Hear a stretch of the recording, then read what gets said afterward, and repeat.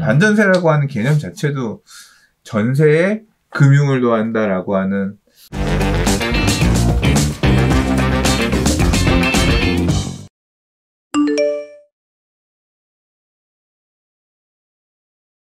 자, 그래서 네 번째 이야기로 바로 가겠습니다. 요즘 시장이 이제 이상하다고 하죠. 반전세, 보증부 월세, 뭐 여러 가지 얘기들이 나오는데요. 자, 반전세라도 바로 계약해야 된다. 전세 월세화가 가속화되고 있다. 세입자가 발 동동 구르고 있다. 이런 얘기들이 나오고 있습니다. 지난달 서울 아파트 임대차 계약 중 40%가 반전세라는 건데요. 전세 수급 불균형 심화, 세금 부담 강화로 월세화 견인이 심각해지고 있다는 상황입니다. 집주인이 전세보다 반전세, 보증부 월세나 월세 거래를 선호한다. 라고 이야기들을 하는데, 이런 상황 자체로 인해서 서울 주택시장에 전셋집은 빠르게 월세로 전환되고 있고요. 최근 서울에서 임대차 계약이 체결된 10건 중 4건은 월세로 낀 반전세로 나타나고 있는 상황입니다. 자, 여러 가지 이유들이 있어요. 종합부동산세 등 세금 부담이 강화됐고요. 7월 말 임대료 인상을 5% 이내로 제한하는 전월세 상한제, 그다음에 임대차 계약이 만료됐을 때 임차인이 갱신을 요구할 수 있는 계약갱신 청구권이 시행이 되면서 반전세나 월세 계약이 증가했기 때문입니다. 특히 사상 최악의 전세난으로 반전세나 월세 등의 임대 거래가 증가하면서 주거비 부담이 커질 수 있다는 우려가 계속되고 있어서 사실 이 기사가 뽑히게 된 건데요. 전세값이 급등하면서 매물이 줄어든 상황에서 새로운 임대차법 시행으로 기존 세입자들은 일단 한숨을 돌렸지만 신혼부부나 집을 새로 임대해야 되는 세입자들은 이른바 울며 겨자 먹기식으로 어쩔 수 없이 반전세나 월세 계약을 맺는 임대료 부담이 커지고 있다는 것입니다. 자, 월세화는 지역을 가리지 않고요. 지금 전국적으로 확대되고 있는 상황이고요. 정부는 9월 29일 계약갱신 과정에서 전세보증금을 월세로 바꿀 때 적용되는 전월세 전환율을 4%에서 2.5%로 낮췄습니다. 그럼에도 전월세 전환율 인하 효과가 제한적일 것이다 라는 지적이 굉장히 많은 상황입니다. 전월세 전환율이 지켜지지 않는 경우가 많을 것이고 신규 계약 때는 적용되지 않기 때문에 그렇다라는 건데요. 자, 이러한 부분들은 중도금 잔금 대출에 대해서 지금 아까 총량제 관련된 얘기가 잠깐 나왔었는데 이런 부분들 때문에 더 문제가 심각해지는 것 같습니다. 자, 가계부채 총량 관리에 따라서 민간은 물론 공공분양 아파트 중도금 대출마저 불투명해지면서 청약을 통한 내 집 마련을 준비하던 실수요자들이 불안감이 커지고 있습니다. LH가 인천 검단에 입주자 모집을 공고하면서 금융권의 중도금 집단대출 규제로 인해 중도금 대출이 현재 불투명한 상황이다. 중도금 집단대출이 불가할 경우 수분양자 자력으로 중도금을 납부해야 한다라고 알려드려 바가 있습니다. 자, 민간 분양 아파트도 상황은 비슷합니다. 자, 중도금 대출은 사업 주체 및 시공사의 의무사항이 아니다 라면서 중도금 대출에 대한 불가를 명시했고요. 자, 거기에 따라서 뭐 계속 내용들이 나오고 있어요. 특히 중도금을 3회 연속 미납할 경우 계약 해지 사유가 될 수 있기 때문에 실수요자들의 불안감은 더 큰 상황입니다. 자, 임대차법 2년이 내년에 전세대출 위기가 더 심각해질 것으로 보여지고 있는데요. 지금 현재 전방위적인 대출 조이기로 인해서 은행권의 실수요 전세 대출이 문턱이 높아지면서 무주택 서민들의 피해와 시장 혼란이 가중되고 있는 상황입니다. 자, 내년 7월에 임대차법 시행 2년이 도래하면 계약갱신 청구권 만료로 신규 전세 계약이 쏟아지게 되게 되는데 새로운 갱신 물량은 전월세 상한제 적용을 받지 않기 때문에 전세값이 더 올라갈 수밖에 없다라는 지금 불안이 나오고 있습니다. 자, 은행권에서는 대출이 안 된다고 얘기해요. 그래서 증액을 하는 경우, 전세대출 증액을 하는 경우 보증금 증액 금액만큼만 대출을 해줄 수 있다라고 하고요. 그나마도 주담대와 신용대출 등에 대해서 막 계속적으로 옥죄고 있는 상황인데 전세대출은 그동안 별다른 규제를 가하지 않았었어요. 그러나 전세대출조차도 이번 대출 관련된 규제에 포함시키겠다는 얘기가 나오면서 지금 현재 논란이 계속되고 있습니다. 자, 세입자들 굉장히 불안하고요. 집값 급등으로 집도 못 사는데 이제 전세도 못 구해서 어쩔 수 없이 또 월세로 몰려가는 거 아니냐라는 얘기들이 나오고 있는데, 자, 제가 지금 정리해드린 내용이 크게 세 가지입니다. 일단은 전세가 빠르게 월세화가 진행되고 있는데 무려 10건 중 4건이 월세 계약이 이었다는 거. 두 번째는 전세를 탈피하기 위해서 주택을 구입하고 싶은데 문제는 중도금 잔금 대출이 불투명하기 때문에 사실상 목돈을 이렇게 넣을 수가 힘들죠. 그래서 실수요자들이 지금 청약시장으로 들어가는 것도 제한이 막혀서 어렵다라는 점. 자, 그다음에 내년 7월이죠. 임대차법 관련돼서 지금 계약갱신 청구권이 만료된다라는 점. 이 세 가지 부분이 지금 중첩적으로 몰려 있어서 전세 실수요자 입장이 굉장히 지금 지켜보는 입장에서 굉장히 좀 안타깝게 느껴지고 있는데, 자, 어떻게 보세요? 지금 세 가지 부분. 근데 난 첫 번째 얘기한 거, 네네. 반전세 비율이 높아지고 있다는 건 좀 아닌 것 같은데? 10건 중에서 4건이 반전세면, 반전세 또는 월세면 6건 전세란 얘기잖아. 여전히 전세가 많은 거 아니에요? 예전에 비해 늘었다는 그러니까 거예요. 아니, 비율이 비슷했던 것 같은데? 그러니까 그래요? 비율의 변화가, 예를 들어서 반전세가 6건, 전세가 4건 이러면 바뀐 게 맞아. 근데 이 정도 비율이면 그렇게 막 드라마틱하게 엄청 늘어났다고 볼 수 있는 수준은 아닌 것 같은데. 오케이. 정확하게 이건 통계를 봐야겠지만, 그러니까 반전세가 심하게 고착되고 있다는 느낌까지는 아니에요. 제 생각에는. 근데 이제 앞으로는 될 수도 있지. 왜?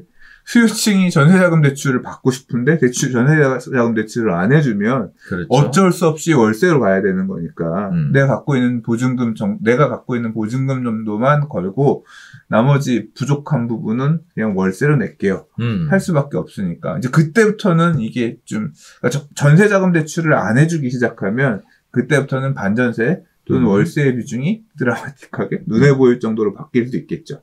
이제 그런 변화는 결국 정책의 영향에 따를 수밖에 없을 것 같아요. 반전세라고 하는 개념 자체도 전세에 금융을 도한다라고 하는 이게 이명박 대통령 시절의 정책이거든요. 네. 2011년에 갑자기 튀어나와가지고 생겼던 그게 돼?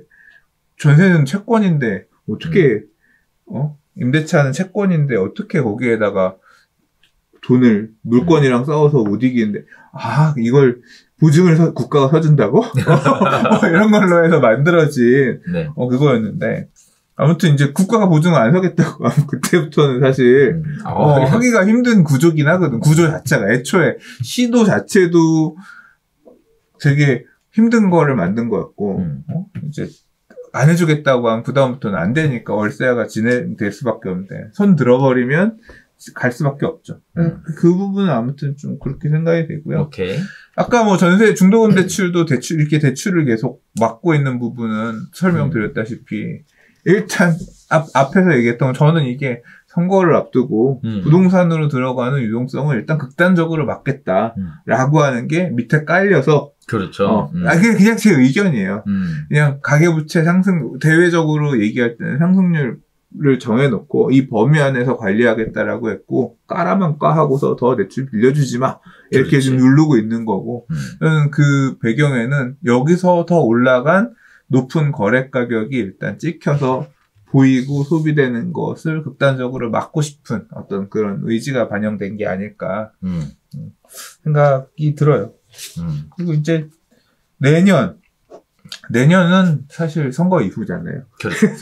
그래서 지금 이번에 민주당이 했었던 임대차 입법에다가 그다음에 지금 이렇게 금융 규제를 하는 부분들이 잘한 거냐 못한 거냐에 대한 평가들은 또 대선 주자별로 또는 앞으로 내년에 전국을 어떻게 이끌어갈 건지에 대한 어떤 정책에 따라서 바뀔 수 있는 부분이기 때문에 이건 또 내년에 가서 생각해봐야 문제죠. 내년 3월, 4월 이제 누가 대통령 되느냐에 따라 보고서 어떻게 운영 갈 거냐 봐야 될 것 같은데 글쎄요 저는 누가 되더라도 큰 틀에서 변화는 없을 것 같긴 해요. 그러니까 결국 수요를 경색하기 위한 이 정책을 포기는 안 할 것 같아요. 그러니까 대출이 이렇게 막 무분별하게 늘어나니까 영끌할 수 있게끔 돈을 더 빌려달라라고 하는 걸 선뜻 막 돈을 더 밀려줘라라고 하는 정책은 나오기가 쉽지 않은 형국이지 않을까 싶어요. 그리고 한편으로는 뭐 오늘 기사에서 픽하진 않았지만 인플레가 되게 큰 것 같아요. 그러니까 물건값이 제가 이제 어떤 개념이냐면 제가 취미 때문에 이제 세운상가를 자주 가거든요. 네, 세운상가 가서 이렇게 현금 주고 물건 사는 걸 좋아해요. 시장처럼. 네, 가서 보면 이제 거기 장사하시는 분들도 다 할아버지들이 연세 있으신 그렇죠. 분들이 많아요. 그 동네에서 평생을 함께 하신 분들이 조그만 가게가 있어요. 이제 그런 데 가서 물건을 구경하고 이런 게 또 나름 재밌는 거예요. 그래서 이제 보고 있는데, 보통 어떤 특정 품목들만 주로 판매하는 전문점들이 있거든요. 근데 오래 깔고 있었던 재고들 있잖아요. 이런 물건들은 옛날에 들어온 물건들이니까 그냥 주는데, 새로 물건 들어오는 거 있잖아요. 네. 물건 가격이 몇십 % 오른 수준이 아니에요. 어마어마하게 올라서 지금 들어와요. 그러니까 이게 생산하는 주체 쪽에서는 해외에서 물건을 갖고 오는 쪽에서는 더 크게 느끼는 것 같아요. 최근에 제 지인이 이게 인두 이렇게 디핑기라고 있어요. 납을 하나 가득 넣고 납을 끓여. 그러면 납이 펄펄펄 끓고 있잖아요. 그러면 거기에다 기판을 넣어서 납을 다 녹이는 그런 기계가 있어요. 거기에 이제 복납이 들어가는데 납이 12,000원 하던 게 지금 44,000원. 물건 주문 넣으면 품절일이 안 나온대요. 그러니까 원자재 이런 것들 같은 게 가격이 지금 어마어마하게 오르는 것 같아요. 이제 이게 생산품들도 반영돼서 이제 올라갈 거고. 그러니까 인플레이션이라고 하는 게 결국은 돈 가치가 너무 떨어져 있다는 얘기인 거잖아요. 그래서 결국 인플레이션은 정책적으로 어떻게 이제 유도해 갈 건지 모르겠지만 이런 상황에서 금리 인상을 안 할 수 없지 않을까. 그러니까 본격적으로 이제 좀 어느 정도 테이퍼링도 좋고 뭣도 좋은데 금리가 올라가는 부분들도 어떤 그런 인플레이션을 막기 위한 이런 거 포함해서 조금 이제까지와는 다른 국면으로 코로나로 인한 공포가 사실 어느 정도는 가셨잖아요, 지금은. 그러니까 다들 이제 생각하는 게 코로나가 어느 정도 감당할 수준이 된다. 엑시트 어떻게 할 거냐. 그러면서 이제 그런 과정에서 내년에는 조금 또 다른 어떤 환경? 이 좀 올 수도 있지 않을까 싶어요. 자, 코시국에 의해서 지금 발생된 부분들도 있었죠. 이제. 그것 때문에 계속 금리를 오히려 더 내리면서 사실 금리 인상에 대한 기사가 적어도 2년 전부터 맨날 이슈가 되던 거예요. 금리 인상되면 어떻게 될까? 금리 인상되면 어떻게 될까? 이 얘기들이 되게 많이 있었는데 근데 그게 이제 금리 인상이 본격적으로 조금 될 것처럼 느끼는 시절에 코로나가 빵 터지면서 한 2년이 이제 더 돈을 풀면서 지금 이제 살아남기 위해서 이제 이렇게 하는데 다른 어떤 정책적인 측면이 아니라 그러니까 이런 좀 경제적인 측면에서 또 하나의 변화도 한번 좀 신경 써야 되는 시기가 아닌가 생각이 됩니다. 네. 자, 일단은 전세를 현재도 살고 계시는 세입자 입장에서는 불안해질 수밖에 없을 것 같습니다. 사실 보증금 월세, 증가된 보증금만큼 월세로 납부를 해야 한다. 사실 굉장한 부담이거든요. 그렇게 여력이 있었을 것 같으면 벌써 내 집, 지금 마련하셨겠지. 근데 그런 상황이 안 돼서 계속 전세로 살고 있는데, 이런 부분들이 전세 보증금이 올라가고, 또 7월 달에 계약갱신 청구권이 만료가 되면서, 일단은 뭔가 방법을 찾아야 되는 상황에, 청약을 하려고 그래도 지금 중도금 대출이 안 되기 때문에 청약에 대해서도 뛰어들기도 어렵죠. 사실, 전세를 살고 있는 사람이 청약을 하는 것 자체도 저는 개인적으로 제가 해본 바로는 쉬운 상황이 아니에요. 중도금이 대출이 안 되면 진짜 어렵습니다. 전세 보증금에서 빼서 어떻게 보면 새로 들어가려고 한 집에다 옮겨야 되는데 이게 안 되잖아요. 그런 부분들이. 그래서 목돈이 없으면 사실상 들어가기 어려운 상황이 발생되는 건데 자, 그래서 내년 7월에 전세 가격까지 또 올라가게 되면 이거 참 어떻게 해야 되나? 말씀하신 부분 그 얘기잖아요. 내년에 이제 임대차 입법이 발효된 지 2년이 지나서 네. 연장할 수 있었던 세입자들 중에서 이제 연장이 더 이상은 안 되고 네. 시세껏 반영을 해서 임대를 올려줘야 되는 사람이 순차적으로 생기기 시작하는 거죠. 이제 이 사람들이 어떻게 대비할 거냐. 그러면 그분들은 전세자금 대출도 막혀 있는 상태에서 이거는 그때 가봐야 안다. 그렇죠. 제 얘기 왜? 지금 아직 내년 7월부터 노래하는 거니까 실질적으로는 1년 뒤에 노래할지 사람마다 달라서. 그렇죠. 네, 그때 가서 조금 또 정책이 어떻게 바뀌는지도 같이 고려를 해야 되고, 그리고 월세 결국 보증금이 많이 내가 내 자비로 없으면 대출로 끌어왔던 부분들은 일정 부분 월세로 전환해서 감수하면서. 그러니까. 근데 금리가 올라가면 월세도 올라가는데 전환율이 높아지니까. 아무튼 임차인들 입장에서는 고통스러운 시기일 수밖에 없을 거고. 뭐 어떻게 정책의 부작용으로 이 상황이 됐는데 이미 그러니까. 선택할 수 있는 패가 아니잖아요. 대응을 해야 되는 건데. 뭐라고 이렇게 어떻게 하시라고 말도 못했어요. 그러니까 참 굉장히 답답한 상황입니다. 그래서 사실 기사 준비하면서도 만약에 내가 전세였으면 나는 어떤 마음일까? 딱 이런 생각을 하는데 소주 생각밖에 안 나더라고요. 그러니까 제 주변에 이미 있어요. 주변에 이미 있어. 그래서 제가 잘 가는 음식점 사장님이 저랑 같은 아파트 사셨는데 전세로 들어오셨거든요. 근데 그때 들어오실 때 안 사고 전세로 들어오셨죠. 네, 근데 이제 그 와중에 다이나믹하게 가격을 물론 이제 매수를 아예 하실 생각이 있었는지 없었는지 그런 얘기는 안 해서 잘 모르겠는데 일단 주인이 들어온다 그랬어요. 네, 그래서 연장이 안 돼. 그래서 아파트 단지에 다른 집을 가려고 했더니 전세금이 한 3억 5천 정도는 올랐는데 마련이 쉽지 않고 뭐 반전세 물건도 없고 해서 그리고 그 기간에 그 돈도 마련된 것도 아니고 그렇죠. 그 돈 어떻게 2년 동안 그 돈을 모아요. 말도 안 되지. 대출을 받든 어떻게 움직여야 되는데 결국은 인근 지역에 다세대 주택으로 가셨어요. 그러니까 결국은 선택할 수 있는 가짓수는 이게 이제 지역을 바꿔서 아파트를 낮춰서 전세를 가거나 그렇게 할 수 없는 지역을 떠나실 수 없는 부분 그 지역에서 비교 열이의 주택으로 주택의 형태를 낮춰서 가거나 그게 이제 어쩔 수 없이 선택할 수 없는 순서지 뭐. 맞아. 네, 그냥 그렇게 계속 밀려나는 구조가 돼버렸어. 그러니까. 자, 그래서 내년 7월, 뭐, 수장님 말씀하셨던 것처럼 내년 7월이 먼 얘기일 수도 있겠지만, 1억이라는 돈이 사실 그렇게 모으기 위해서 내년 7월은 그렇게 먼 기간은 아닌 것 같아요. 그래서 미리미리 생각을 좀 하시고 대비를 하시는 게 맞지 않나 싶습니다. 자, 오늘도 이렇게 쭉 이야기 나눠봤는데, 이번 주 뭐 하실 겁니까? 저는 늘 하던 대로? 변함이 없는데. 아니, 저는 아마 게임할 것 같아요. 아, 그래요? 그러니까 디아블로가 새로 나와서 네. 당분간은 심심할 일이 없을 것 같아요. 그리고 또 뭐 나름 좀 마음 먹은 것도 있어요. 그래요? 먹은 것도 있고. 제 대출 상환했다 얘기했잖아요. 얘기했죠, 지난주에. 대출 상환했는데 아니, 아무튼 수중에 돈이 없단 말이야. 근데 돈을 벌어야겠다. 돈을 좀 모아야겠다는 생각을 했어요. 이제 돈을 다시 모아서 아직 지금 대출이 있어서 대출 상환할 애들이 있지만 또 막상 이제 이 현금 그러니까 만약에 위기가 와서 물건이 싸게 나오면 잡기 위해서는 현금이 일단 있어야 되잖아.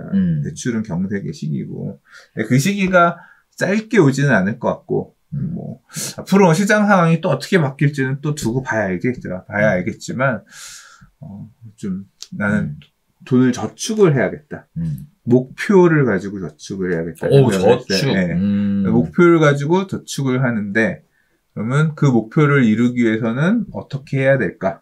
그래서 나름대로의 저의 생활에 대한 원칙들 이런 것들을 몇 가지 세워놓고 지키려고 그래요. 그래서 좋다. 그 올해 내년은 올해부터 시작해서 앞으로 한 3, 4년? 4, 5년 정도는 그렇게 해서 좀 저축을 해서 허리띠를 바짝 졸라면 해야 되겠네. 그렇게 바짝 졸라매는 걸 좋아하는 사람은 아니에요. 네, 순리대로 사는 걸 좋아하지 막 독하게 막 이렇게 사는 스타일은 아니기 때문에 적당히 유두리 있게 살긴 하지만 그러니까 목표치 자체는 빡빡하게 안 두지. 느슨하게 지킬 수 있는 선으로 해서 대신 이제 그 선은 가급적 지키는 좀 그런 올해 내년을 좀 만들어 볼까 생각하고 있습니다. 그렇군요. 저는 개인적으로는 또 벌려놓은 일 있잖아요. 네. 그래서 식당 운영이 잘 되기를. 네. 배용준 대표님이 음식점을 내셨어요. 네, 맞아요. 밥 네. 드려라. 맞죠? 안 가보셨잖아요. 아직 이제 오픈하기 전에만 봤지. 그러니까. 한번 오늘 가서 포장해 갖고 가서, 시간이 없어서 포장해 갖고 가서, 네. 품평회를 하고 악플은 안 되겠습니다. 네, 네. 그래서 개인적으로는 사람이 먹고는 살아야 되니까. 그렇죠.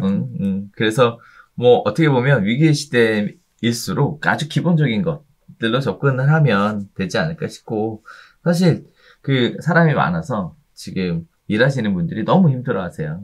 그래서 저도 지금 일해야 되는 거 아닌가 이런 생각을 하고 있는데 시간이 아니야. 그건 아니야. 그래요? 그건 아니야. 네. 교수님은 강의를 할 때 멋있는 거지. 거기서 이거 하고 있으면 네. 고급 인력이 저는 호기심이 많아서 사실 아니야. 네. 자, 그런 부분들이 있습니다. 자, 오늘도 별별 수다 함께 해주신 시청자 여러분 진심으로 감사드리고요. 저희는 다음 주에 새로운 소식으로 다시 인사드리도록 하겠습니다. 뭐 하실 말씀 있으세요? 아니요. 네. 자, 다음 주에 찾아뵐게요. 감사합니다.